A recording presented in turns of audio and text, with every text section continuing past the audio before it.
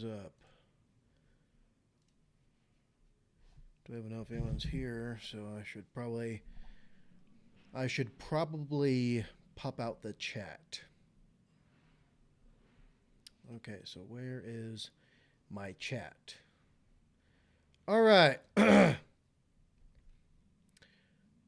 So my chat is up, and my chat is live.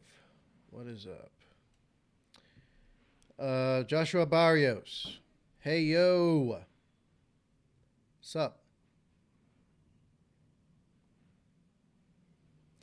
First time being first in any of your streams. Well, there's a first time for everything, as they say. Although I could probably think of a few things that there will never be a first or any other time for that matter. But yes, how are you, Joshua? I think I'm getting the hang of this speech therapy stuff. I think. I guess only time will tell. I'm trying my best to speech. I'm upgrading my speech and trying not to inflect, if you get what that means. Okay, so I figured I should do this as a live stream because it's a super long one.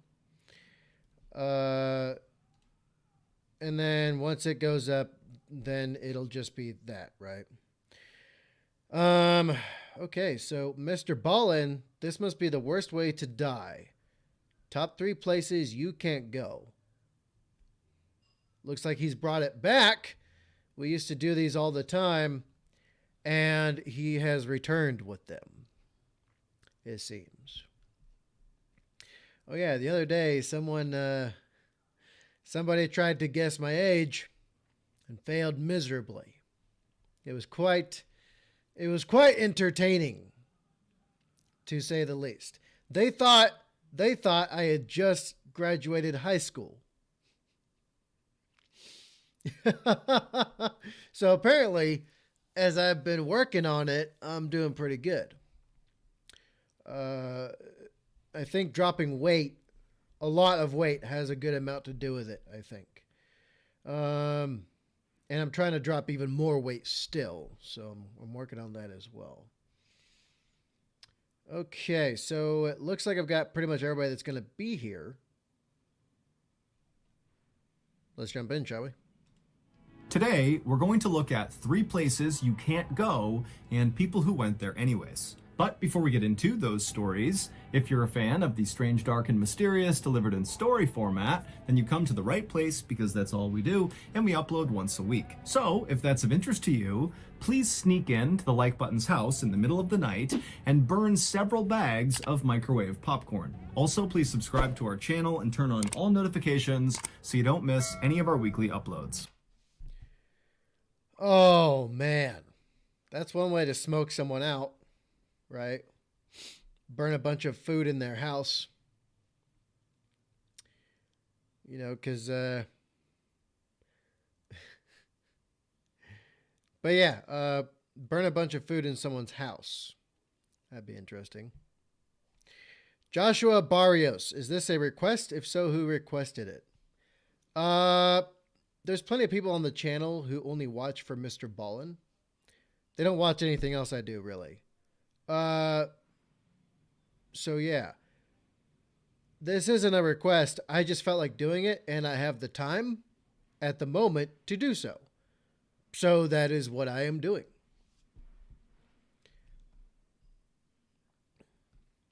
Anyway, let's continue. Okay, let's get into today's stories.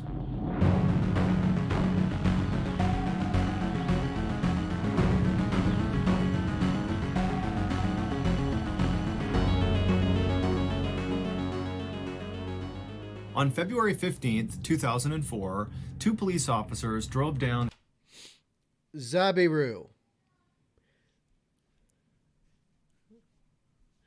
I don't know if anyone else gets the reference you're making with your name, but I get the reference you're making with your name. and I appreciate it. Zabiru. Whoa, didn't expect the loss of the facial hair. Ha. Yeah, a lot of people did not. But when you get a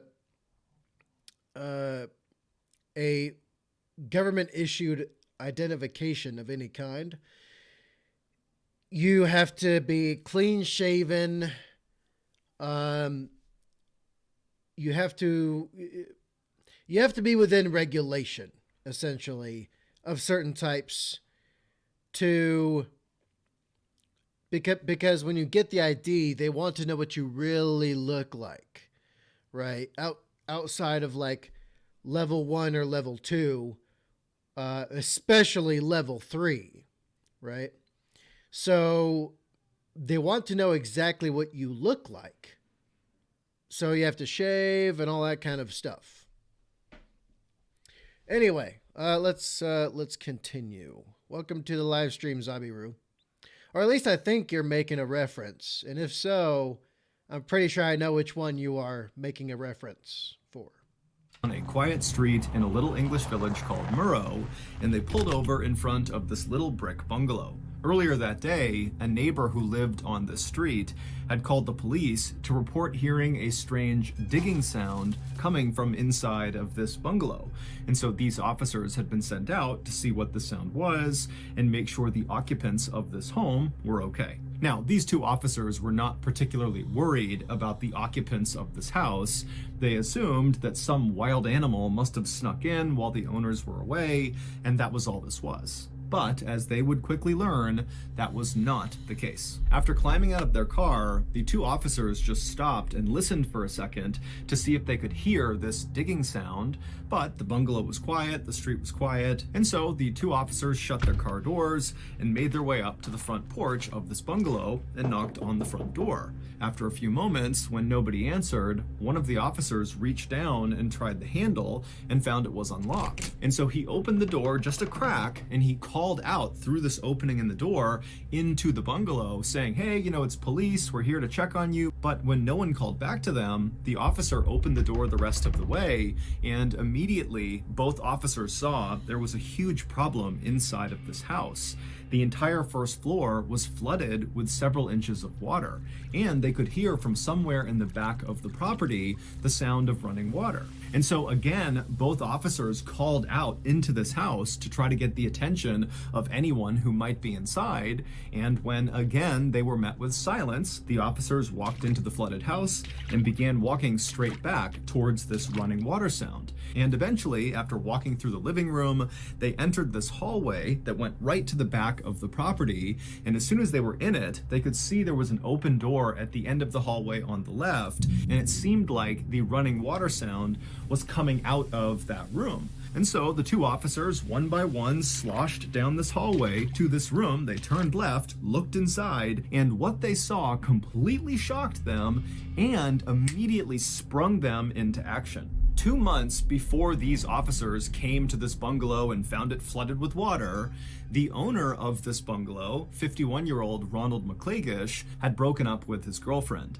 And this breakup was really hard on Ronald. He was already divorced, he was totally broke, he had loads of health issues like bad asthma, he had some liver issues, and just generally he was someone who was kind of physically frail. And so this girlfriend had been one of the very few good things in his life, and now she was gone and he was alone again. And so very quickly after this breakup, Ronald fell into a very dark depression. And so for 6 weeks after they broke up, Ronald, for the most part, just stayed in bed and kind of moped around his bungalow, kind of feeling bad for himself. But then finally, at the end of those first 6 weeks after the breakup, Ronald decided he wanted to get his life back together and just move on.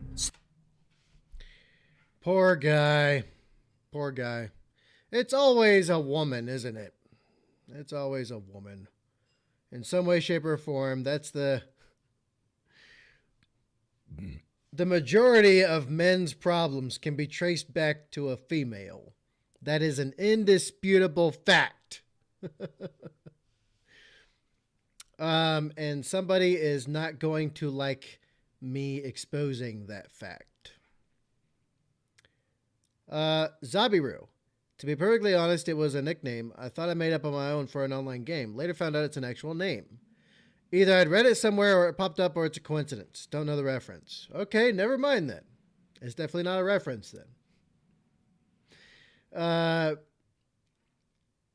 So yeah, but yes, that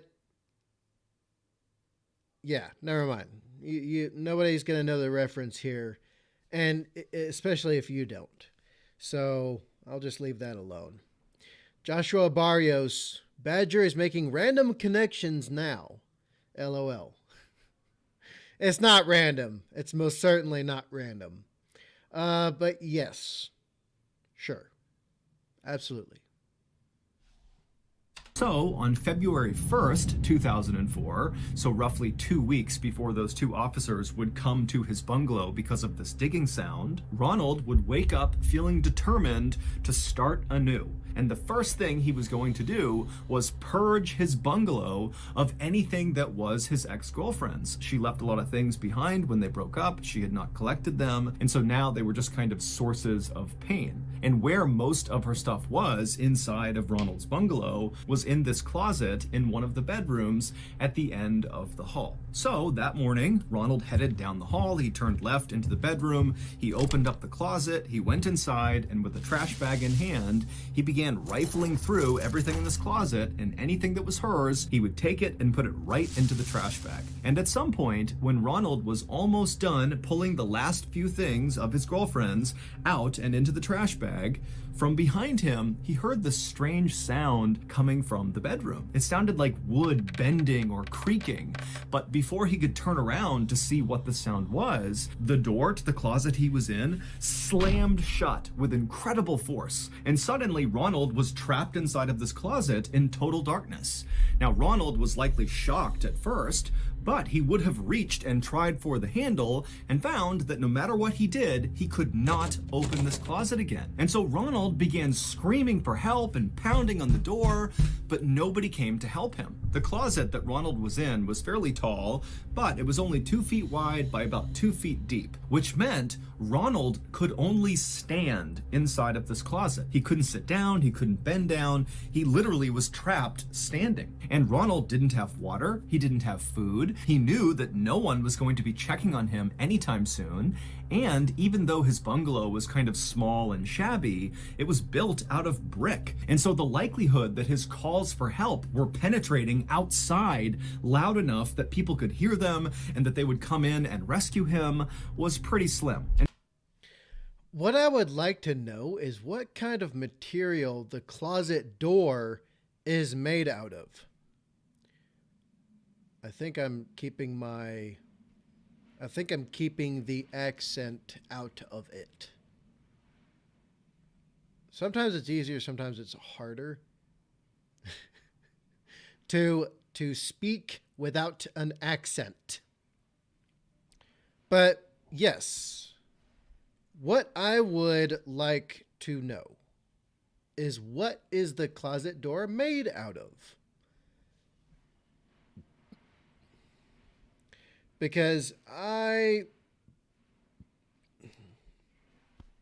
personally, I don't care what kind of door,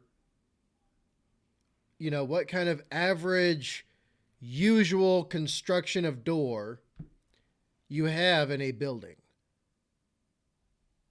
9 times out of 10, I can shatter that door. All right. With the exception of reinforced or iron or steel or not slat doors, but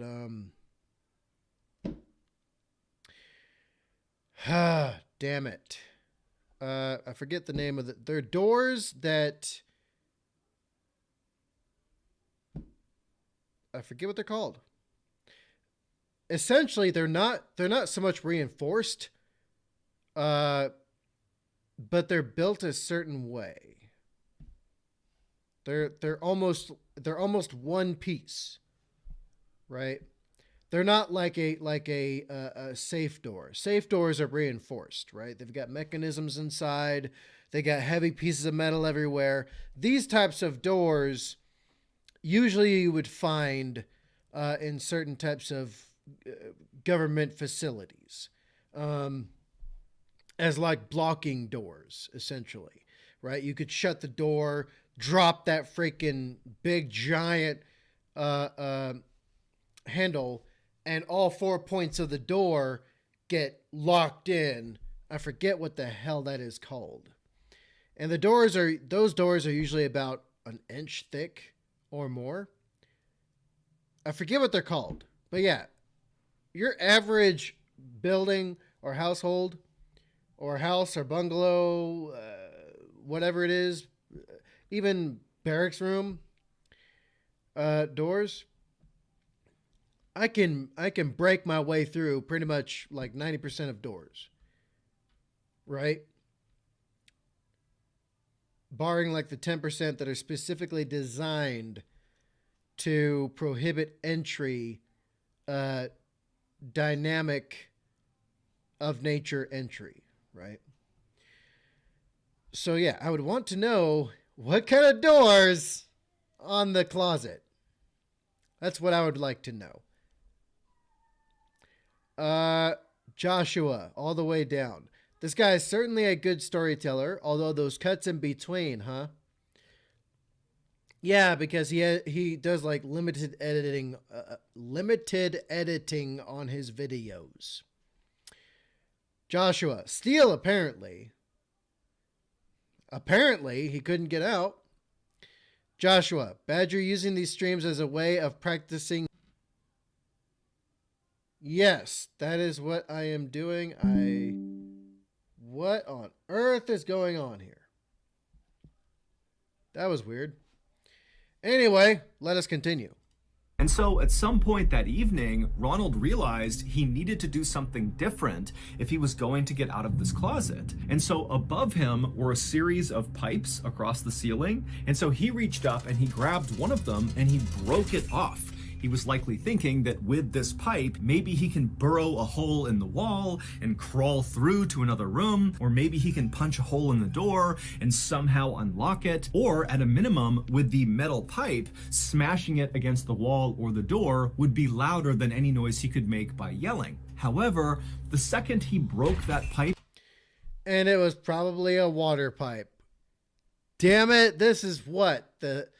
The second time we've had something like this happen.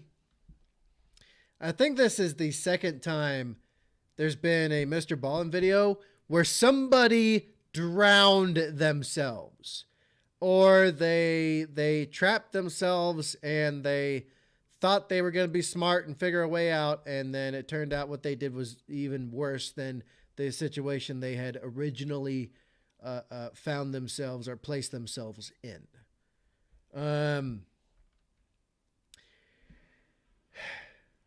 Great. Wonderful. Off the ceiling, something horrible happened. The pipe he broke was a water pipe. And as soon as it was broken, icy cold water began pouring down directly on top of Ronald's head and face. And again, because he can only stand basically in the middle of this closet, he couldn't get out of the way of this water. It was like he was under a waterfall and couldn't go anywhere. And so he likely tried to ignore the water and tried to use the pipe and screamed and do anything he could to get someone to know he was in here, but no one could hear him. And so it was like he was being tortured with this freezing water, and he's in this tight claustrophobic space. It's total darkness and he's totally panicking. And for days and days, that would be Ronald's nightmarish reality. But despite how terrible his circumstances were, Ronald continued to use that pipe to both smash the walls to make loud sounds. He also began burrowing into the walls, trying to make a hole. But Ronald was getting weaker and weaker. He became very sick. And also, because the water was constantly hitting his head and face, his skin got so saturated that literally his skin started falling off. It basically opened up into these sores and began to sag, and the water just began brushing his skin off. And so finally, after about a week of being trapped in this closet in these terrible conditions, Ronald realized help was not going to come in time, and so he put his pipe down, he kind of slumped up against the wall, and then closed his eyes. Ronald's neighbor, who called the police, actually did hear Ronald using that pipe to try to dig a hole in his wall, and she heard Ronald smashing the pipe on his door, and she must have heard muffled shrieks and yells. But she didn't know what they were and kind of just decided it wasn't her business. But when Ronald's house went from all these strange sounds to silence, that was when she called the police and said, hey, I had heard some digging sounds coming from the bungalow and now I don't. And so when those two police officers arrived at Ronald's bungalow, they went inside, they went down the hallway, they went into the bedroom where Ronald had gone, and they saw this huge wardrobe, which is a big wooden piece of furniture, toppled over right in front of the closet. And at the bottom of the closet, they saw two human feet protruding from underneath that little space at the bottom of the closet. Those feet belonged to Ronald. He had managed to force his feet underneath the closet, but of course, he could not have fit underneath the closet door. And so the two police officers rushed over, and together they barely were able to get this wardrobe off of the closet door. And when they opened the door up, Ronald was in there. He was deceased. His body was still in a standing position, kind of rigid and propped up against the wall, and freezing water was still pouring down onto his head. It would turn out no one had intentionally trapped Ronald. Instead, his wardrobe was just unstable, and it happened to topple over at the worst possible moment. I mean, yes, sure. A wardrobe is pretty heavy.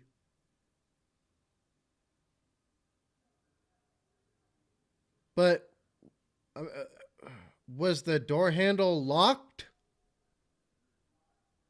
Was the door handle locked? Did the door handle not open from the inside? Right? Was there a lock on the door where he couldn't where he couldn't twist the door handle and get the bolt for the door undone, and then, I don't know, put his knees up to his chest and force his way out over time and get the wardrobe out of the way?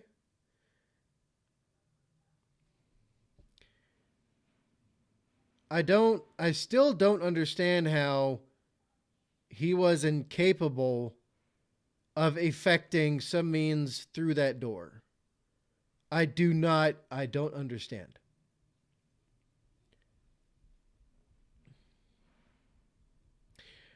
Joshua Barrios.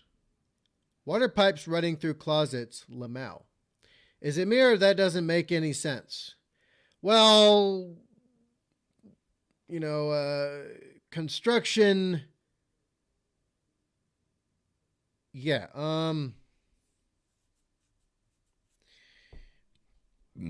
It could have been that these bungalows were converted somehow.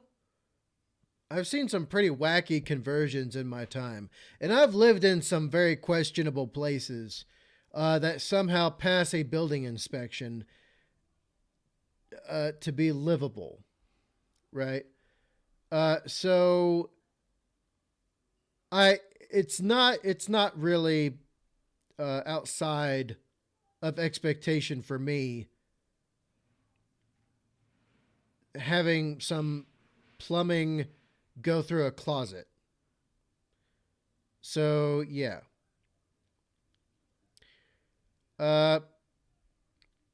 Joshua, Ronald must have been a dwarf with chicken legs and arms. Zabiru, I feel there's a definite visual component missing. A photo of what it might have looked like would have helped. The outside with the wedged wardrobe, that is. I've seen some really big armoires, right? Armoires or wardrobes. And I have had some. They're heavy, yes, that is true, right? I'm not the strongest guy on the planet, right? And I am not I would think, right? I don't know for sure, right? I don't know for sure, but I would think, right, based upon my own experience, that it doesn't take that much to, like eventually move something to where you can affect some kind of space for yourself in some way, shape, or form. Right? So the armoire, if it fell a certain... But here's the thing, is that they don't say how it fell. Right? For all we know, the armoire fell...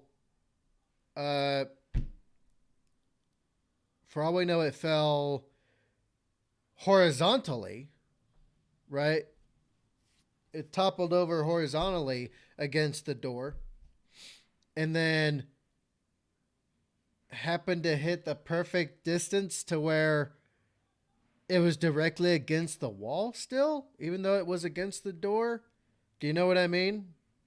Where if there's this much space, the wardrobe fell over perfectly to where it's still touching that other wall, to where you can't move it at all. Perfectly placed Jenga block or Lego block or what's the other game? Tetris. Perfectly placed Tetris block style. Maybe that's what happened. That's my best guess. If there was any kind of room, he should have been able to effect his escape. But apparently that did not happen. Zabiru, must have been an old solid oak one or something.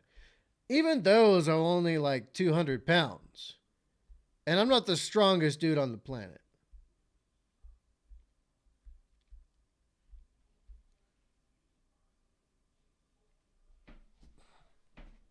I would get it if the guy was completely incapable.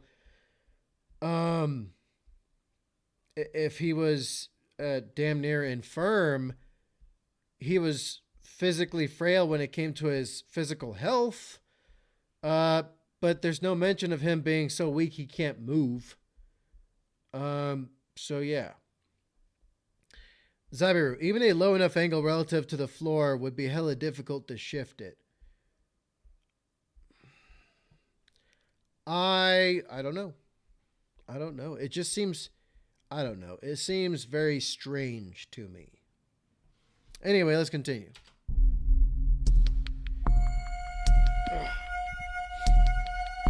On Thanksgiving morning in 1900, an 18-year-old named Thomas Pedler told his mother that he was going out for a bit, but he'd be back in time for turkey that afternoon, and then he grabbed his jacket and his coat and he headed out the door. Thomas lived in a very working-class neighborhood in San Francisco, California, where, generally speaking, nothing big really ever happened. It was kind of a place where people just worked, and that was it. But on this day, something huge was happening in Thomas's neighborhood. The big football game between Stanford University and the University of California was taking place at the stadium in Thomas's district, and they were expecting over 20,000 people to cram into this stadium. And so Thomas was not about to miss this incredible spectacle, even though he didn't have enough money to buy a ticket. But he knew he would find a way to watch this game. And so Thomas leaves his house and he runs to the stadium, which was not far from his house, and he waited in front of the front gate where all these people are streaming in to go into the stadium. And around 11 a.m., Thomas's very close friend, Charles, who was also a young man, made his way to the front gate. The two met up, and at first, their plan was to try to sneak in with the horde of people that were making their way into the stadium. But even though they were still hours away from the opening kickoff of this big game, it was at 2:30 p.m., the stadium was packed. I mean, there was nowhere to sit, there was nowhere to stand. People that had tickets who were going in are looking around thinking, where are we going to watch this game? And so Thomas and Charles are kind of like, well, what's the point of sneaking in if there's nowhere to watch? And so they decided, okay, we need to find another way to watch this game. And so they began looking around, and they noticed there was a huge fence that lined the perimeter of the stadium. And they saw there was some people kind of climbed up on this fence trying to get a view down onto the field. And pretty quickly, when Thomas and Charles decided they would try to do that too, they saw that all the good spots on this fence were already taken. The spots that were open provided no view onto the field. And so that option as well didn't work. And so Thomas and Charles are frustrated. They're starting to worry that they will not see this big game. But when they walked back over to the front gates of the stadium, they happened to notice across the street was this group of people rushing over to this big white brick factory building.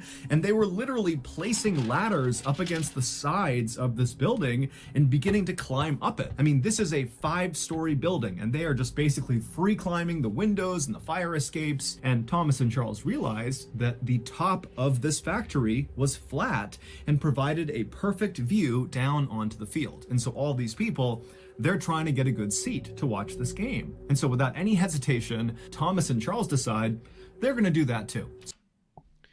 Let me guess. They fall through the roof and into some machinery, and they get mulched. Is that what happens here?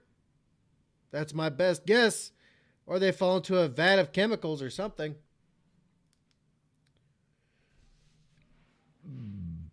The Progressive Cynic. Oh, I know this story. It's pretty famous and absolutely horrifying. Worse. Worse than that? What happens? They get turned into hamburger while they're still alive? All right, guess we'll find out. So they left the stadium, they ran across the street, and they began climbing up the ladders and climbing the windows and the fire escapes until finally they made it onto the roof, 55 feet off the ground. And when they got up there, there wasn't that many people. And so Thomas and Charles were able to run right over to the front edge of this building and claim a spot with an absolutely perfect view of the game. A couple of hours later, at 2:30 p.m., when the game actually started, the rooftop that Thomas and Charles were on was now completely packed with people. Hundreds of people have climbed up onto this factory. There were some factory workers down below telling people, do not do this. Do not climb on top of this factory. It's not safe. But nobody listened to them, and the police either didn't notice this was happening or they didn't care. And so there's all these people that are on this roof. They're all super excited, and the game has begun. It's 2:30, and as soon as the game started, it was like the crowd in the stadium, which could be heard very easily from this rooftop, just kind of erupted, and there were all these bands playing in the stadium. I mean, it was chaos down below, and it really caught on the roof. All these guys, including Thomas and Charles, they're getting amped about this game. They're singing, they're chanting, they're screaming, they're yelling. I mean, it's total chaos. And Thomas and Charles loved it. But about 20 minutes into the game, as Thomas and Charles are enjoying themselves and the crowd is still going wild, a dull cracking sound could be heard coming from one side of this roof. And so Thomas and Charles, they kind of spun around to see where this cracking sound had come from. And when they began looking out across the sea of people, they noticed on the far side of the roof where the sound had kind of come from, they could see people scrambling to get off the roof. But before Thomas and Charles and the other people around them who were watching this happening could figure out what was going on, there was a much louder cracking sound, and suddenly the floor underneath Thomas, Charles, and everybody else collapsed. And immediately, people on this roof fell all the way to the bottom of this factory, 55 feet below. There weren't loads of floors inside of this factory. Instead, it was basically just one big building, 55 feet high, that housed this brick structure right in the center of the factory that was almost as tall as the entire factory. It was Yeah, I've been in some buildings like that, and it's pretty easy to guess that it's not. It most certainly wasn't rated to hold, a multiplicity of weight outside of environmental conditions, right? And even then, only barely, or to a certain percentage. They would build it to where it would withstand the elements fairly well, and that would be it. It would not be rated to be. It would not be constructed and rated through construction to support the weight of so many people, especially with it shifting and moving and all these people are on it. You like get a few hundred people up on a roof, you got several tons of human up there. And some of them will probably get concentrated in one spot, and that will do it. Anyway, let's Badger has had a close call. So, well, okay, technically many close calls. Of being on roofs that were not designed or rated for humans to get on them, but it's happened. So yeah, and then yeah. Anyway, let's continue. It's almost like the factory was a shell around this brick, smaller structure right in the middle that was like 40 feet tall. And so after the ceiling collapses, Thomas, he falls, but miraculously, he lands on a wooden beam that stretched across the entire factory, like a support beam, and he grabbed onto it, saving himself from falling all the way down. And so Thomas, he only fell maybe 5 feet, so he was okay, but he didn't have a great grip on this beam. He was holding on, but just barely. And so Thomas, he turns and he's looking around at what's happened below him, and he's hearing people screaming, and he's hearing the sounds of people running around trying to help those who have hit the ground on the bottom. And Thomas immediately begins scanning for Charles, and he finds him. Charles was one of the other fairly lucky people, at least in Thomas's mind. Charles seemed lucky because instead of falling from the roof all the way to the ground, Charles and 15 or 20 other people had fallen right onto that brick structure that kind of made up the main part of this factory. And so Charles had only fallen maybe 10 or 15 feet onto this structure.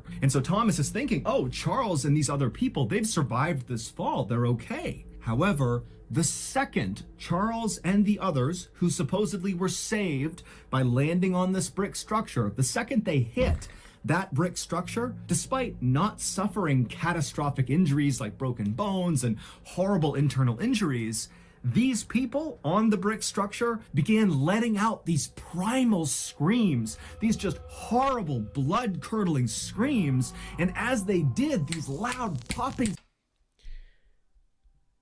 Don't tell me it was an industrial oven.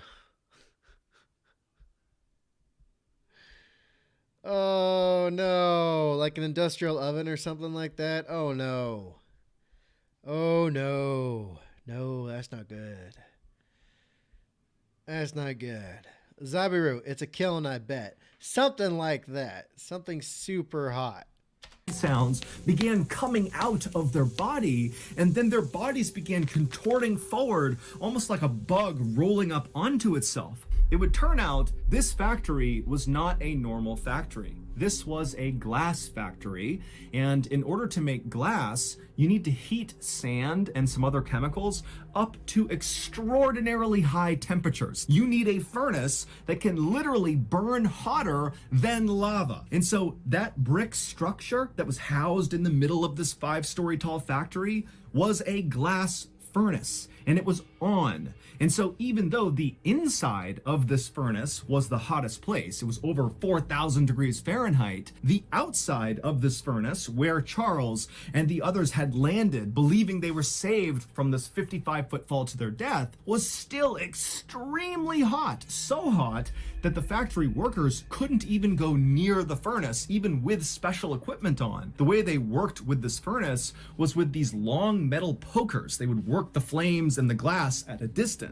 And so the instant that Charles and the others landed on the top of this furnace, they began to light on fire. Those snapping sounds that were coming out of their bodies was the sound of them instantly igniting on fire. And so Thomas and the others who had initially survived this horrible collapse watched as Charles and the others shrieked and shrieked, and their bodies continued to contort, and they continued to burn and smolder, and Charles Charles, actually, he would roll up so tightly that his body began to roll down the curved side of this furnace, and at some point his body slipped into a crack in the furnace, and he actually fell into the flames inside, at which point he went silent. Around the time that Charles and the others stopped shrieking, a number of people just out on the road heard the commotion, and they came inside, and one of them was Thomas's father. And in a terrible twist of fate, he actually looked up and saw his son clinging to the beam, Thomas, except it was so hot inside of this factory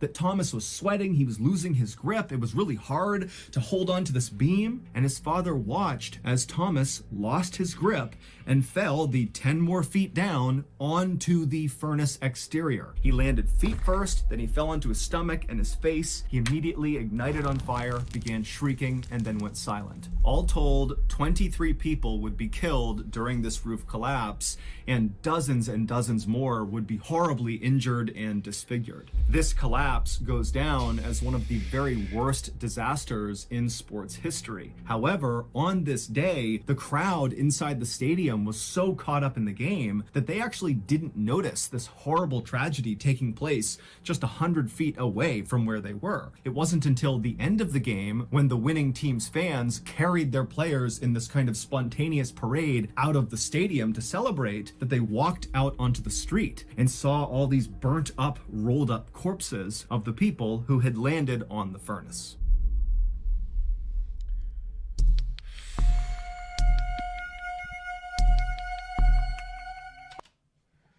Hamburgers indeed.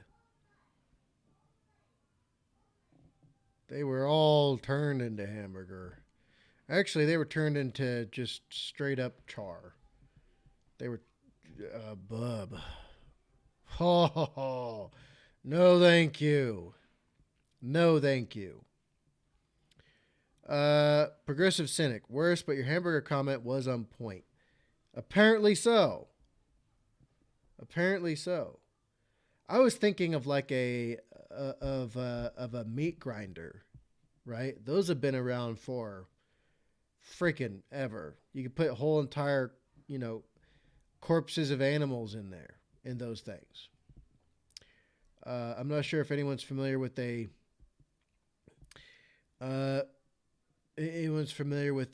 giant industrial grade meat grinder.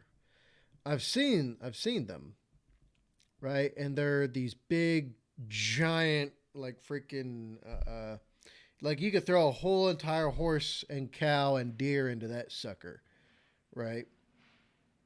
And it's got a bunch of these, like, I guess you could call them blades, but they're not exactly blades. Well, anyway, and they go like this, right? And they do this in turn, and they just mulch whatever's thrown in there, as long as it's not solid metal. But I'm pretty sure it could break through and grind down solid metal as well. They're very, very incredibly powerful machines. You could throw whole horses and cattle in there, and it'll grind those bodies up into nothing. Right? That's what I was thinking of. And yeah, that's what I was thinking would happen, was that a bunch of people would fall into a meat grinder that was activated, and they get turned into human hamburger that way. I did not think of an actual, like, I did not think it would be an industrial oven or kiln or whatever, right? So yeah, that's quite terrifying, isn't it? That's even, I would say they're equally as bad, honestly. I would say they're both pretty bad. If you fell into an industrial grinder or a mulch machine or something, and you're still alive, that would suck. Zabiru, I misunderstood the brick factory thing. Thought they meant it was a brick making factory. Oh, man. Solid nightmare fuel at any rate. Indeed. Indeed. All right, let's continue. In April of 1979, a 69-year-old woman named Monica Myers was appointed mayor of a little village called Betterton in the U.S. state of Maryland. Betterton used to be this very fancy resort town on the water where people from Baltimore and Philadelphia would come there for vacations. They had fancy hotels and restaurants and shops. But by the time Monica became Betterton's mayor, Betterton had kind of gone downhill. People had stopped coming to Betterton, all the hotels shut down or were abandoned or burned down. The summer homes of the rich people from the big cities, those got sold off. And down at the beach, all these glamorous boardwalks literally just kind of crumbled into the sea, and in their place were all these shanty towns where homeless people set up their camps. But Monica had grown up in Betterton, and so she really loved the town and wanted to improve it.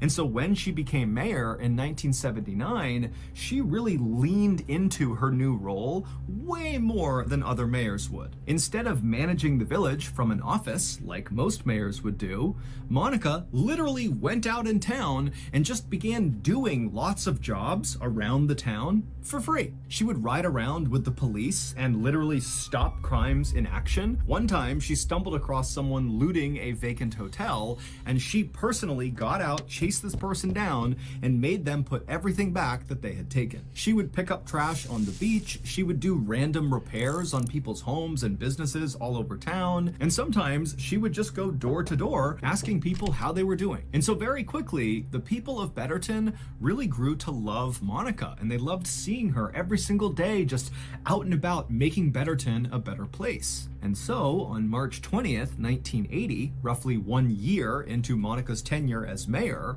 it was immediately noticeable to the people of Betterton when Monica was nowhere to be seen. That day, she did not go to the police station in the morning like she normally did. She was not seen at the beach doing her trash pickup, and she didn't knock on anybody's door. And so by mid-morning that day, the people of Betterton, all 120 of them, were basically out in force looking for Monica. And at 11:30 a.m., the police in Betterton got a call about Monica.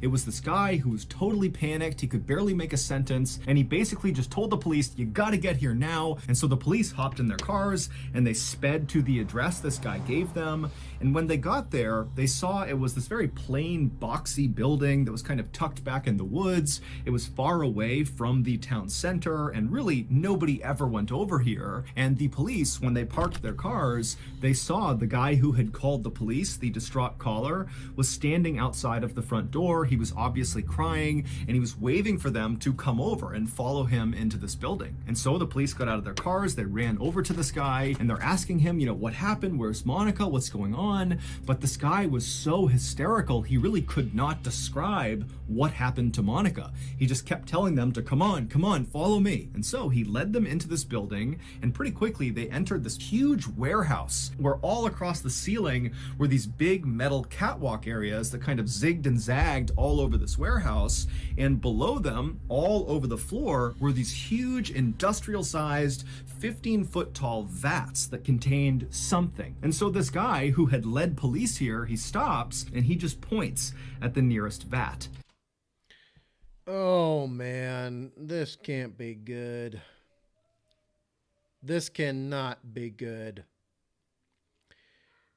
The progressive cynic, the only worst thing I could think of off the top of my head would be an industrial recycling facility with a glass grinder. I think that would be equal in measure to a meat grinder or a oven, honestly. They're all equally bad, I would think. Right? I mean, which one would you pick? Being ground up to death? Being burnt to death? Or drowning? Although, honestly, drowning is kind of peaceful. Towards the end, I would say. I've drowned, so I know how that goes down. Or at least, from what I remember, it was pretty peaceful, I think. Right? But yeah, I've actually drowned. But yeah, which one would you prefer? Personally, drowning. Personally. Right? Because fire would suck really bad. Right? Because it takes a moment before you're dead. And I can imagine it. And being ground up into pieces. You done? Okay, then put it in the sink. Go now. Then put it in the sink.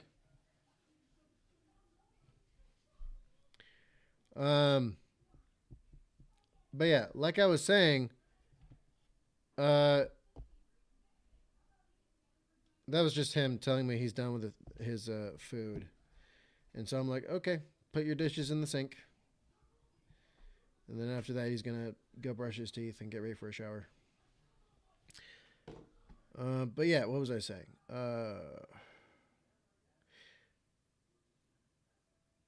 Damn, what was I saying?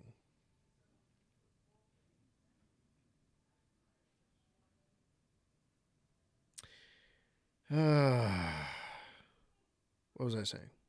Oh yeah. So which one would you prefer? Personally, I'd drown again. Honestly. If I had to choose between drowning, getting ground up, or being burnt to death, being chopped up into pieces, I'd rather drown. Right? Because I mean, I've drowned before. So it wouldn't be anything really new. Everything else, no thank you. No thank you to everything else. All right, let's continue. And so the police, picking up his cue, begin walking towards this vat. And as they got closer and closer, they were hit with this horrible smell that made them gag and cough. And before long, they had to stop and kind of compose themselves. The smell was so bad. It would turn out this building that was kind of removed from the town center of Betterton was Betterton's sewage treatment plant. And that morning, Monica had gone to the treatment plant to help clean some of these 15-foot tall industrial-sized vats that contained human waste. She had done this enough times that when she was here, she did not need any supervision. And so that morning, she was alone. She climbed up onto one of the catwalks over one of these big vats, and she had reached down with her testing kit to test the sewage to see how much cleaning it would need. And as she did that, she somehow slipped and fell into the big vat of human waste. Now, she would not have immediately gone under. It was not like a liquid. It was more like clay or really thick mud, where at first she would have kind of been laying on top of the sewage. But as soon as she tried to move to get out of the sewage would have functioned more like quicksand, where as soon as a part of her body went under the surface, it would not come up again. And so after the police composed themselves, they climbed up onto the catwalk and they looked down and they saw Monica, who was face down, partially submerged inside of this vat, and she was deceased. No, I wouldn't want to drown in sewage. I'd rather drown in like nice clean water of some kind. Or ocean water. Or river water. Right? Something like that. No thank you on everything else. Kind of funny. How funny and coincidental it is. I talk about drowning. And the very next part of this video is about drowning. I guess I have to recant. Hot damn, we're getting like 50 mile per hour winds indeed.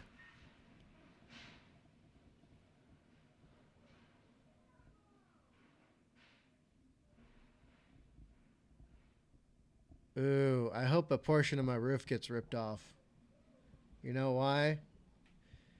So I can collect insurance.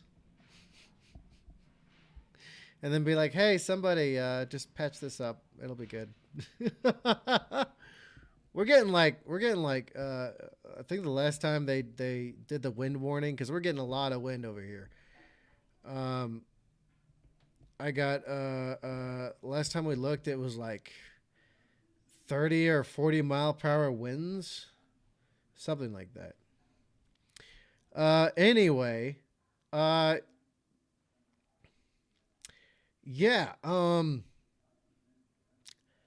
I wouldn't mind drowning as long as it wasn't in sewage.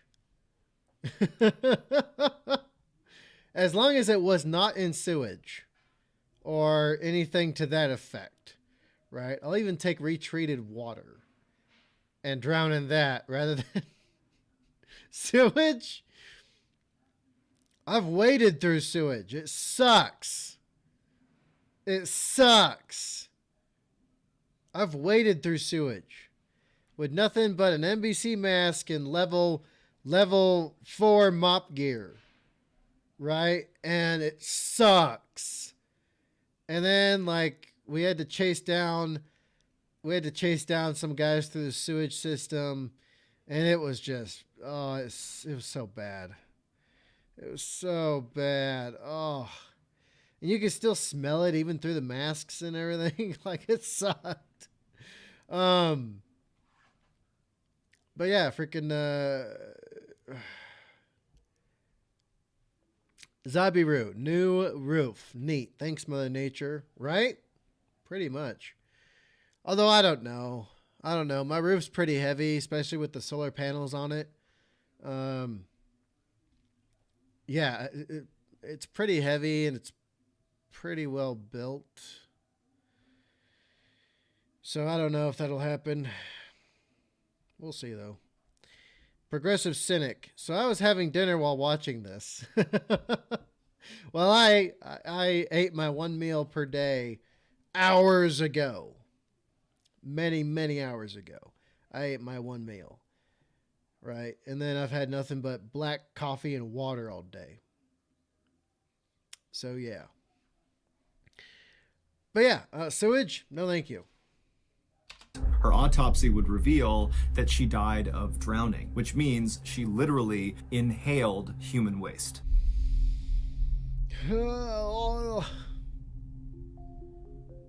Nope.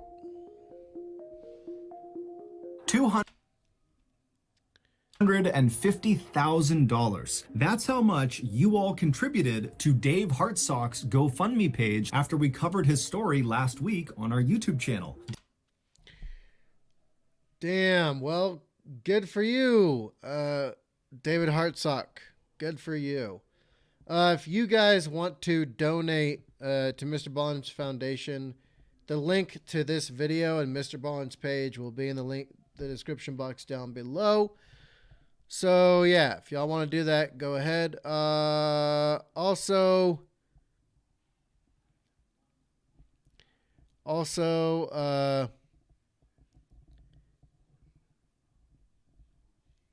I think this is on GoFundMe, or it's either no, it's the MrBallen Foundation, I think.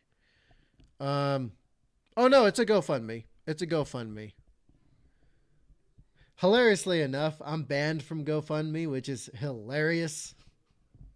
And GiveButter. I am banned from both, and Patreon.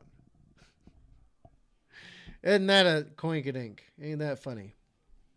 But yeah, if you guys want to contribute to the MrBallen Foundation, in the description box down below, the link to this video is there. You can go there. You can go to MrBallen's YouTube page, and he's got links on his YouTube page.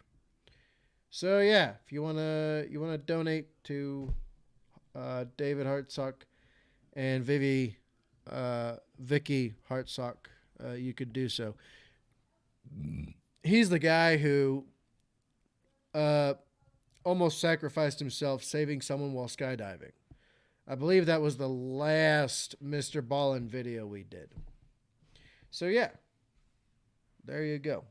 Dave is the heroic skydiver who sacrificed his body to save his student. Now, because of that, Dave is totally paralyzed and fully dependent on his mother to take care of him. I spoke to Dave after all this money came in, and to say he's happy is such an understatement. I mean, this literally changed his life, and it's because of you. But as awesome as that is, our work is not done. There are other very deserving people that really could use our help. And one group in particular that really needs attention are the victims of violent crime as well as their families. And that is where the MrBallen Foundation comes into play. Within days of the Uvalde Elementary School shooting, the MrBallen Foundation sent $150,000 to support victims and their families. And going forward, we will continue to support them as long as they need support. This year, in addition to all the donations we expect to receive, our company, Ballen Studios, which is a separate entity, is going to be giving $1 million to the MrBallen Foundation,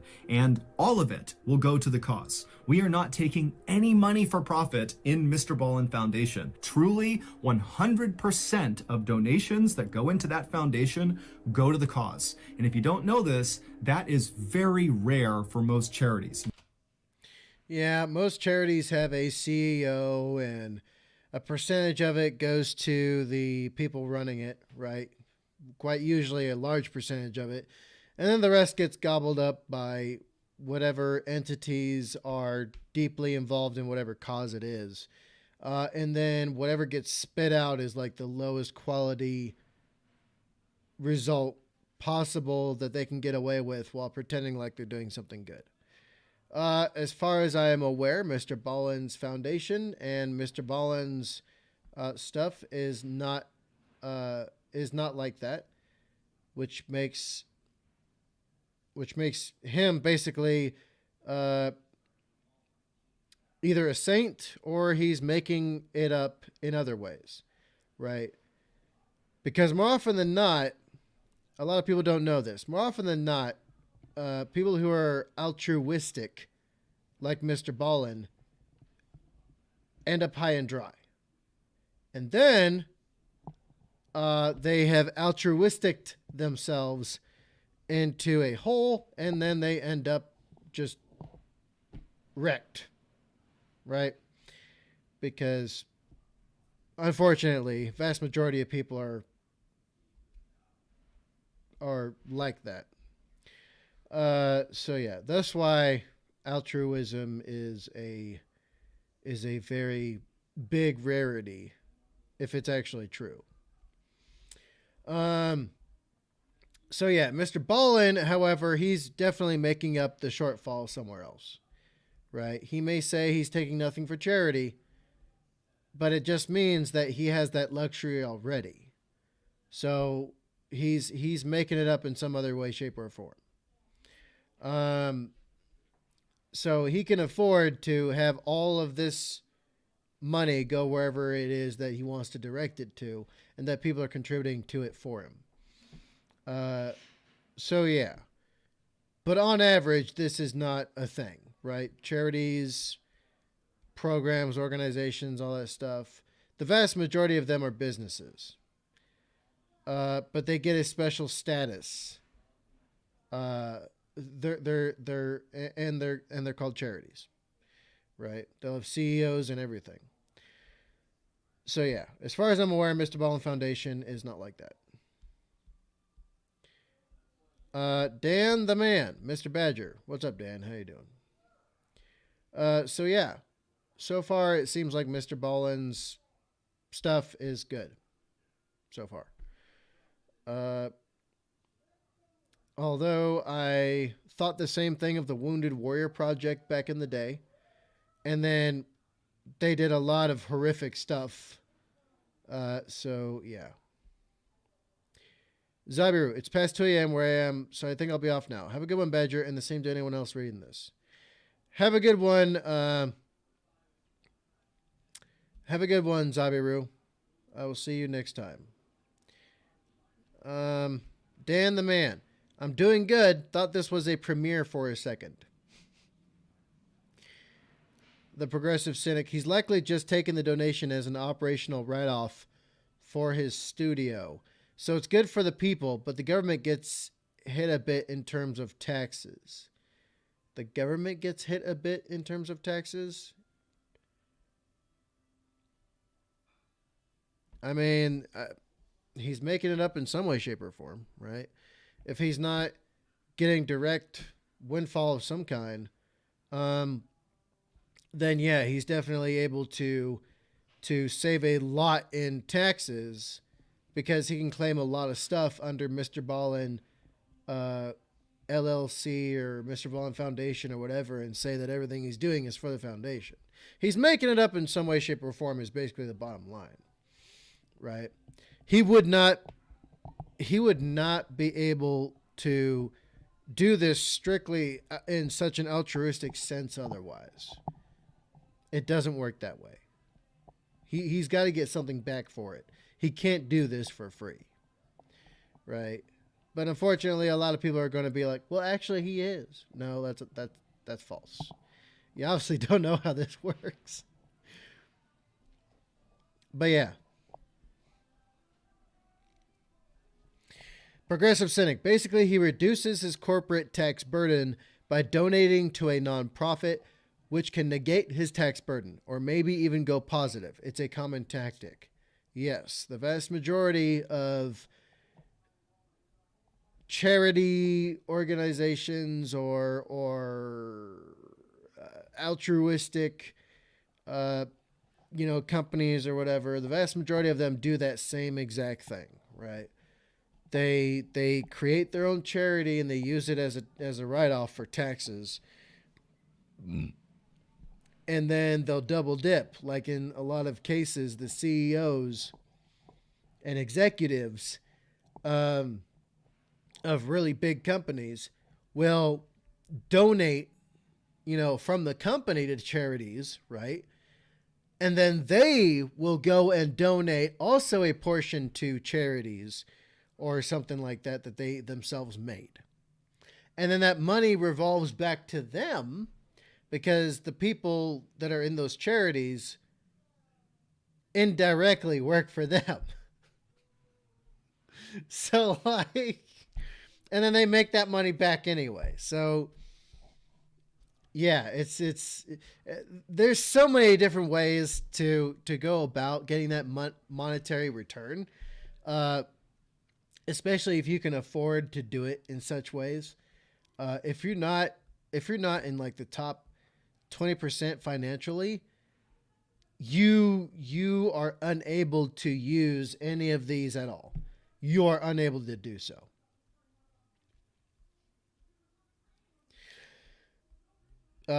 Progressive Cynic. This is why you should never donate to a charity through a grocery store roundup. They take your donations as a tax write-off.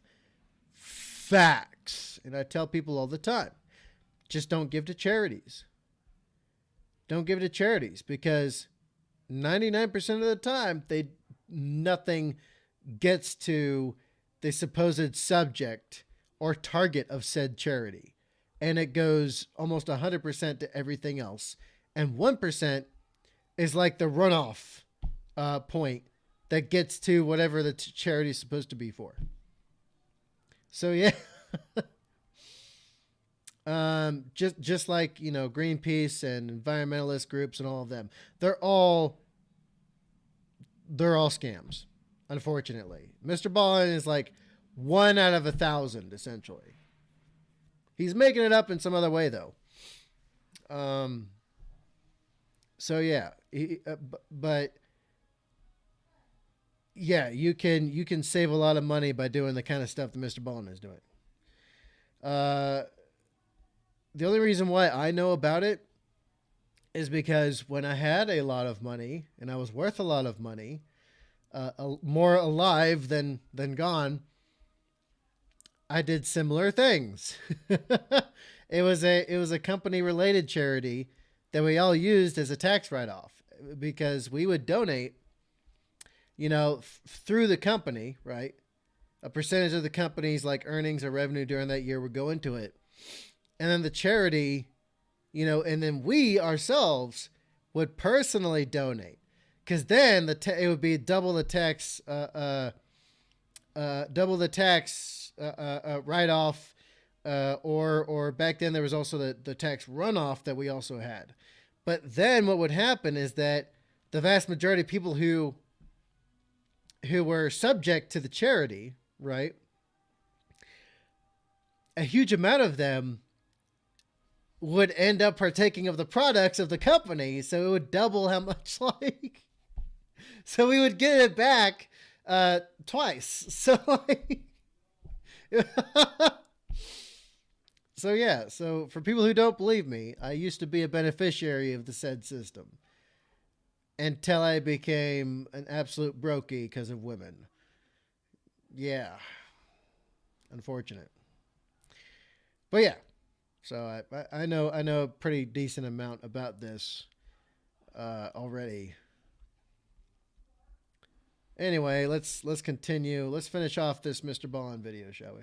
Usually you got to pull money to pay for the organization. Not for us. It is 100%. You give money to the MrBallen Foundation, it goes right out the door to victims of violent crime and their families. So if you want to join forces with me and the MrBallen Foundation and genuinely make a difference in the lives of people that so desperately need our help, go to MrBallen.Foundation and click on Get Involved at the top of the page. Once there, consider becoming a monthly donor to the Honor Them Society. These supporters not only contribute to the cause, but also they get free gifts and exclusive invites to special live events. Again, go to MrBallen.Foundation and click on Get Involved to see how you can partner up with me and the MrBallen Foundation. So that's going to do it. If you got something out of today's episode and you haven't done this already, please sneak into the like button's house in the middle of the night and burn several bags of microwave popcorn. Also, please subscribe to our channel and turn on all notifications so you don't miss any of our weekly uploads. We have a podcast called the MrBallen Podcast that puts out brand new podcast exclusive stories on Monday mornings, and on Thursday mornings we put out the remastered audio of our best YouTube videos. Again, it's just called the MrBallen Podcast, and it's available exclusively on Amazon Music. Consider donating to our charity. It's called the MrBallen Foundation, and it provides support to victims of violent crime as well as their families. I think we get it at this point. Monthly donors invites to special Honor Them Society today. We have 2 additional YouTube channels, MrBallen Shorts and MrBallen in Espanol. Pages are just called MrBallen, and then send me a direct message. Also, be sure you check out our studio's brand new website. It's ballenstudios.com. There you can access our merch, you can access our Discord server, you can see what events are coming up. Basically anything we're doing, it's going on that website, so go check it out. So whether I see you on Instagram, Twitter, TikTok, Reddit, YouTube, Facebook, other YouTube channels, the podcast, wherever, just know that I really appreciate your support. And until next time, that's going to do it. See ya. There we go, folks. There we go. MrBallen, this must be the worst way to die. Top 3 places you can't go and people who went anyways. Okay, so, yeah. So far, so good. If you know, you know. Yeah, so far I am Oscar Mike, it seems. Slowly but surely. Slowly but surely. But yeah, what did y'all think? What did y'all think? Let me actually see what's going on with my chat, because it seems like my chat froze. It's whatever. Anyway, so yeah, there we go. MrBallen for this time. I'm going to be trying to work on some other stuff pretty soon here. A bunch of people wanted music, so I'll get to that when I can. I have time and stuff like that today and tonight, so that's being done. For a lot of y'all, it seems like I need to do some other things, so I'm going to try to get to that as well. That being said, be good, be safe, make good life for yourselves. I will see y'all whenever I do something else. Badger out.